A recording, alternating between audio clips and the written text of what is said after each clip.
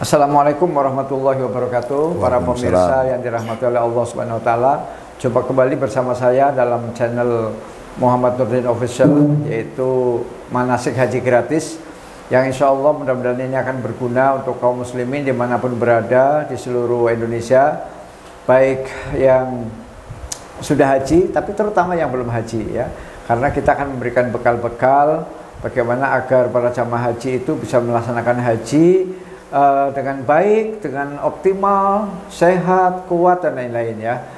Kali ini saya akan berbincang dengan senior saya dari Universitas Lampung, yaitu Bapak Profesor Dr. Undang Rosidin. Assalamualaikum Pak. Waalaikumsalam warahmatullahi wabarakatuh. Jadi beliau adalah guru besar di Fakultas Keguruan Ilmu Pendidikan Universitas Lampung. Kita akan berbincang-bincang sekitar masalah haji ya.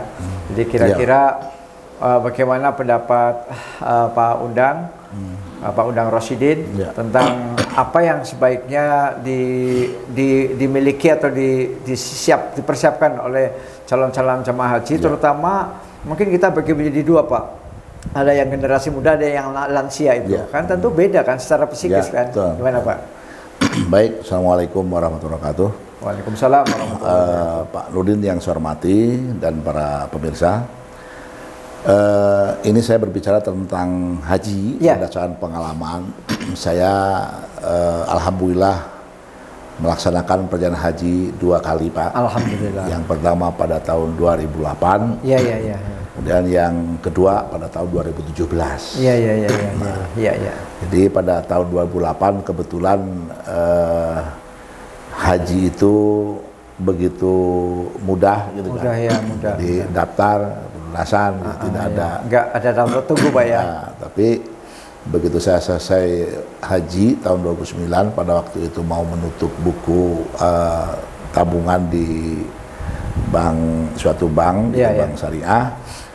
Pak, ada dana talangan katanya kan. Iya, talangan ya. Sudah masuk lagi talangan gitu kan. Nah, kemudian alhamdulillah tahun 2017 saya berangkat lagi haji. Iya. Saya berangkat dengan istri saya. Iya. Baik haji yang pertama maupun haji yang kedua gitu.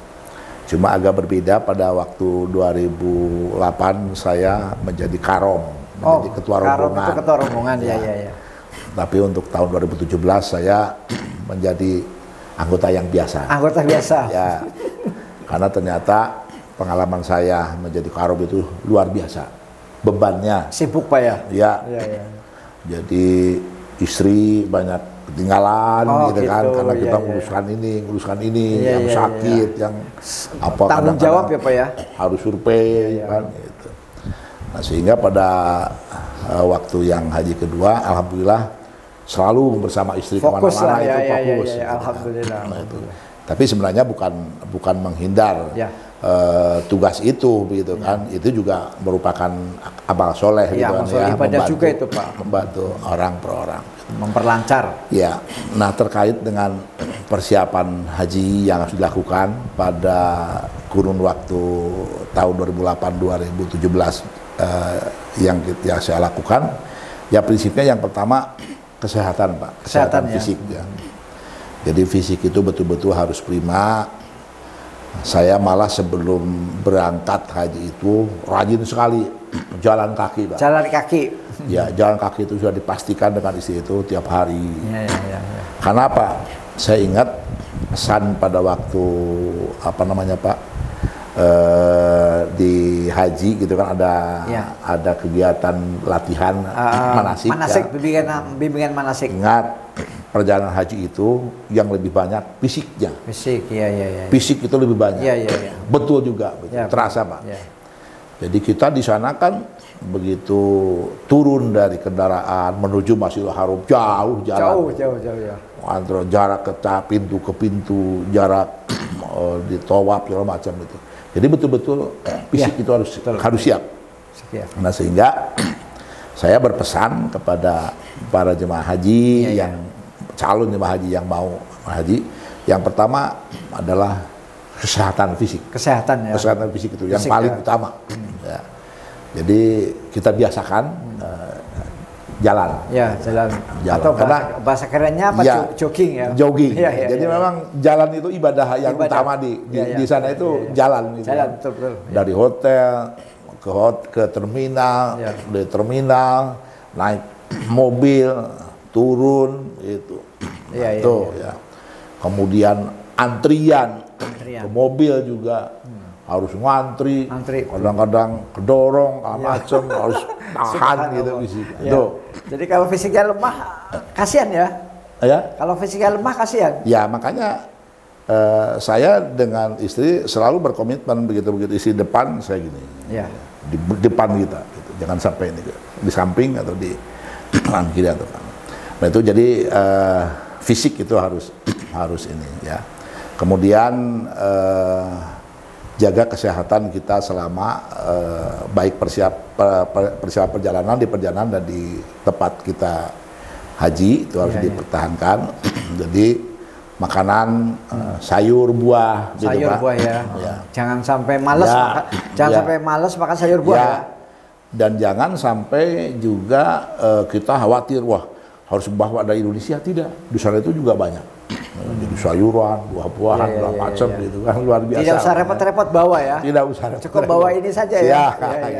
Di sana ada luar biasa bahwa banyak yang. Kemudian kalau kita memiliki sakit yang biasa, obat-obatan yang sudah biasa itu hendaknya dibawa Pak. Yang biasa kita pakai. Begitu. Nah itu baru itu kita bawa untuk yang seperti itu. Nah kemudian adapun makanan-makanan khas gitu Pak ya. Nah itu kalau saya sih jangan terlalu banyak Pak. Jangan terlalu ya saya dulu pernah ada teman yang membawa rendang begitu kan. Oh saking senangnya begitu kan, dimasukkan di tas, taunya pecah ya kan. Wah, akhirnya ngotori baju ya. Ngotori baju. Nah, itu kan jadi keterlaluan juga jangan. Mungkin sewajarnya dengan pengepakan yang bagus. Packing yang bagus ya. Kemudian dulu ada juga yang bapak-bapak terbiasa dengan minuman susu cair gitu kan. Susu cair. Nah, dibawa gitu kan, di tas begitu banyak gitu. Ternyata itu kan dilarang, ketemu ditunda, diambil diambil ya? Diambil, nggak boleh di sweeping ya? Iya, di sweeping gitu. Nah jadi persiapan itu harus betul-betul diperhatikan gitu kan. Nah jadi fisik itu harus disiapkan, apalagi sebelum dilanjutkan Pak, sebelum dilanjutkan apalagi kalau fisik ini kira-kira apa ada ramuan khusus, apa mungkin minum jahe, apa minum kunyit atau beras kencur, barangkali ada ramuan khusus? Ya kalau saya sih memang harus diupayakan yang sudah biasa Pak. Oh gitu. Biasa dikonsumsi oleh kita begitu. Kalau biasa kita konsumsi vitamin begitu ya, vitamin. Kalau kita biasa dengan buah-buahan saya kira tidak terlalu terlalu diada-adakan gitu kan ya. Sewajarnya saja yang sudah biasa. Kecuali atas rekomendasi dokter gitu kan. Nah, itu silakan saja gitu. Nah, selanjutnya Pak itu ada perbedaan jam antara Indonesia dengan Mekah. Ya. Nah, jadi itu perbedaannya 9 jam. Itu kita harus perhatikan itu. Jadi begitu kita berangkat di sini malam. Nah, nyampe ke sana itu kan. Nah, diprediksi kita pagi gitu ternyata masih malam. Ternyata masih malam. Masih malam. Iya. Nah, itu insya Allah selisihnya 4 jam Pak selisihnya. 4 jam ya. Oke, jadi selisihnya 4 jam itu harus diperhatikan betul gitu kan. Banyak teman-teman yang kadang-kadang shock dengan kondisi seperti itu gitu kan. Iya, betul. Nah, itu disiapkan itu. Nah, itu dari aspek fisik. Itu maksudnya diperhatikan itu apa kita perlu tidur apa gimana maksudnya? Karena ada perubahan kebiasaan. Iya. Jadi kan begini. Jadi yang harusnya jam tidur gitu kan. Iya, tahu-tahu kita melek. Ya, yang seharusnya melek kita tidur. Kita tidur. Nah, itu kan. Jadi ada fase penyusuan itu, Pak. Adaptasi. Ya, adaptasinya itu yang luar biasa begitu kan itu. Membiasakan itu. Cukup berat ya, Pak ya. Berat. Makanya ada yang shock ya. Ya, gitu kan. Ada yang sakit di awal-awal. Nah, itu perlu diperhatikan betul gitu. Nah kemudian terkait dengan fisik ini juga kita nanti akan ada yaitu begitu apa namanya kita perjalanan dari apa namanya kita wukuf di Arafah, kemudian ke Muzdalifah. Muzdalifah itu kan kita mabit dengan tidur di beratapkan langit. Beratapkan langit ya. Nah, ya. Nah, itu kalau tidak terbiasa begitu kan ya, itu juga harus ada penyesuaian. Bisa masuk angin, Pak. Ya, betul masuk angin. Nah, itu terkait dengan fisik, Pak. Nah, terkait dengan psikis. Nah, itu yang harus diperhatikan juga. Yang pertama, kita harus berbekal kesabaran dan keikhlasan. Kesabaran dan keikhlasan. Jadi kata orang itu kalau ngobrol-ngobrol gitu, boleh kita bawa uang sebanyak-banyaknya, nah, tapi hati-hati juga itu nanti malah khawatir hilang segala macam. Kalau saya sih lebih cenderung yang harus dibawa sebanyak-banyak itu kesabaran. Kesabaran. Jadi harus sabar, Pak. Ya. Karena di sana itu banyak hal-hal yang kadang-kadang bisa memancing emosi, memancing kemarahan, memantik emosi ya. Kita tiba-tiba lagi sholat, orang lewat di depan kita. Gitu. Atau kita lagi antri mau masuk, mau naik lift, tahu-tahu diserobot. Pernah nggak, Pak? Pernah, Pak. Pernah. Kemudian mau sedang tawaf gitu. Ada yang motong dari langsung keluar. Itu sering itu. Kan harusnya kalau memang tawaf itu mau keluar kan harusnya yang ideal itu perlahan-lahan.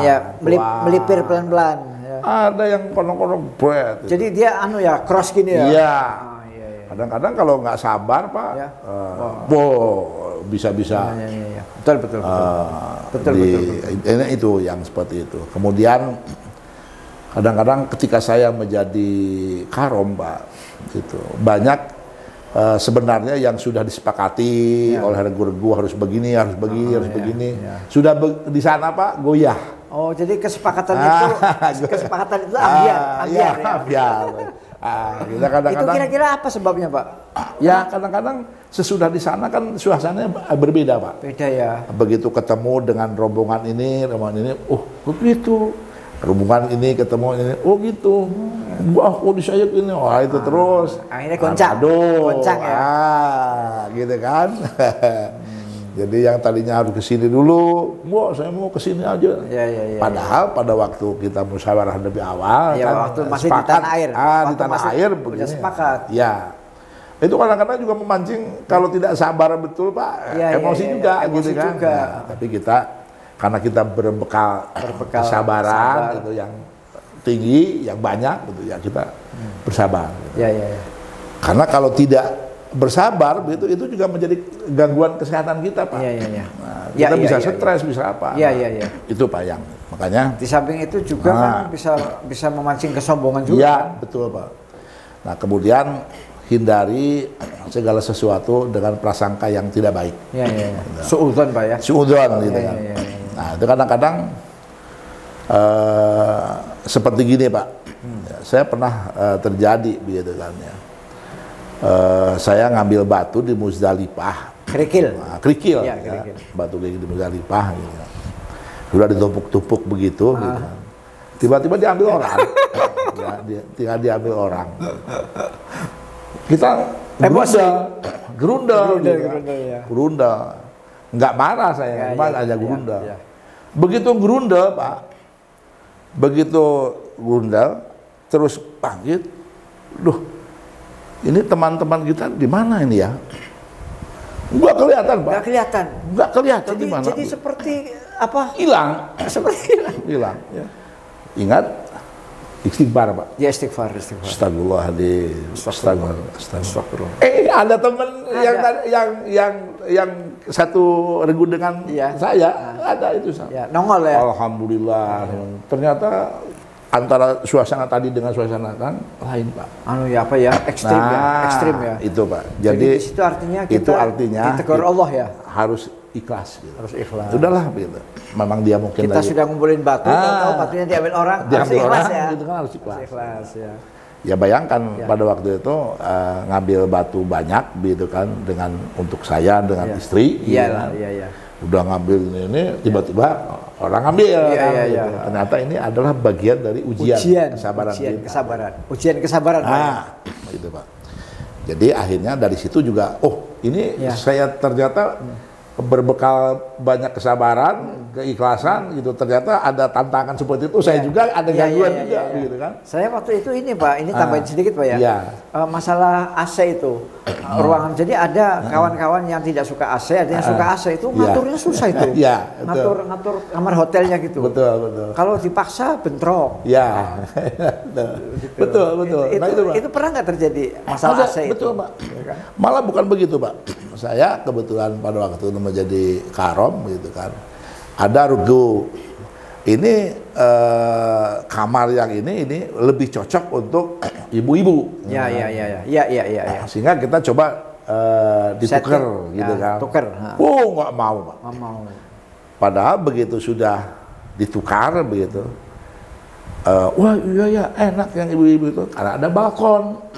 Untuk jemur dok segala macam begitu kan. Balkon. Nah artinya begitu, segala sesuatu itu diputuskan oleh karom itu kan dengan pertimbangan gitu kan ya.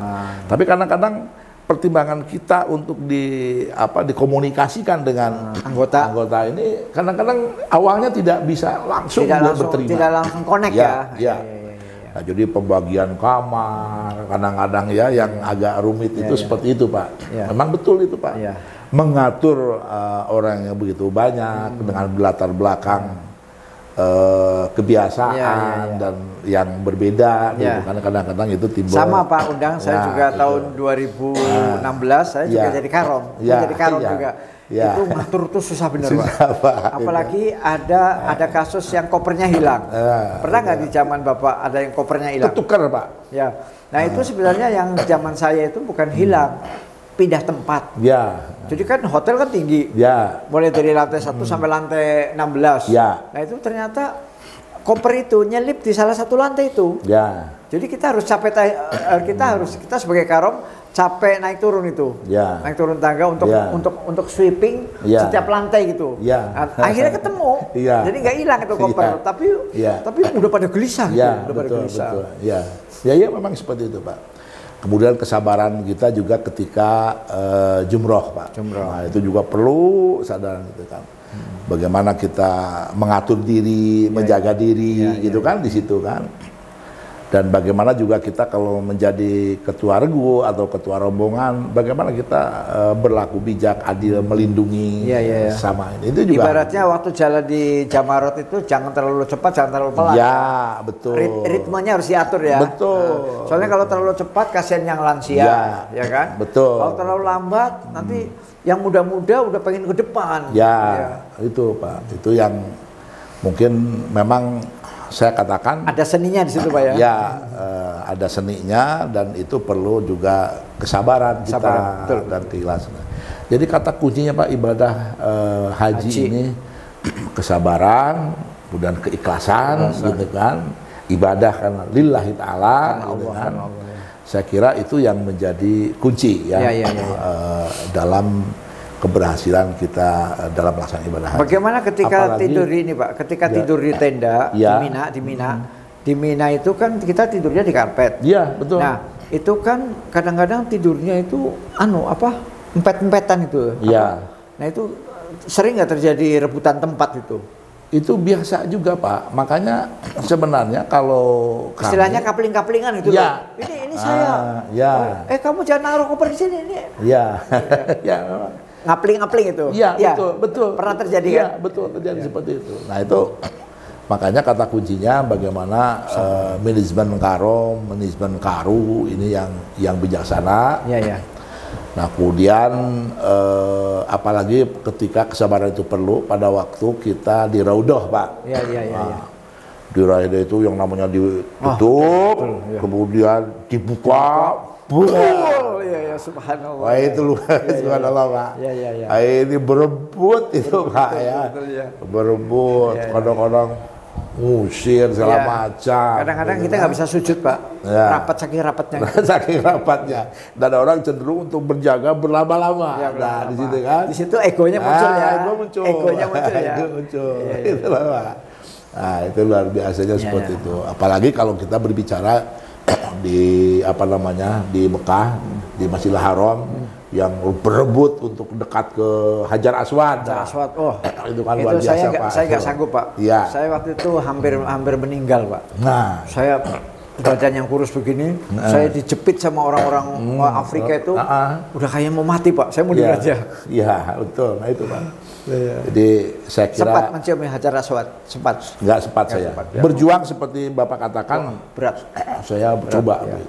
Jadi begitu mendesak, hampir dekat, mental lagi. Mendekat, mental lagi. Luar biasa. Terakhir, Pak. Ya. Terakhir, mungkin ada saran untuk para pemirsa sebaiknya berangkat haji itu usia muda apa usia tua? Ya. Saran ini, Pak. Ya, baik. Kalau saya menyarankan alangkah lebih bagusnya berangkat haji itu di usia-usia yang muda. Ya. Jadi saya berangkat haji yang pertama tahun 2008 itu usia saya 48, Pak. 48. Tapi ketika saya berangkat haji tahun 2017 usia saya 57. 57. Nah, ternyata ketika usia 48 walaupun sibuk jadi karom lebih fit. Gitu kan. Tapi begitu 57, nah udah mulai, mulai Pak. Kipas angin udah agak kuat, gitu kan. Ya itulah yang tadi Bapak mau kipas angin, mau AC gitu kan. Kadang-kadang masih rembung, tapi kalau saya dulu masih awal-awal usia 48 masih berani lah saya. Silakan mau ini apa, tapi kalau sudah itu udah mulai juga gitu kan. Baik. Gitu kan. Oke, terima kasih itu, Pak Profesor Pak Undang Rosidin atas bincang-bincang kita pada pagi hari ini. Mudah-mudahan ini bermanfaat untuk para jamaah. Amin. Yang kita doakan mudah-mudahan para jamaah yang akan berangkat tahun depan ini diberikan Allah kesehatan, kesehatan fisik dan psikis. Amin. Ya. Amin. Saya kira bincang-bincang kita cukup sekian. Terima kasih. Assalamualaikum warahmatullahi wabarakatuh. Waalaikumsalam warahmatullahi wabarakatuh.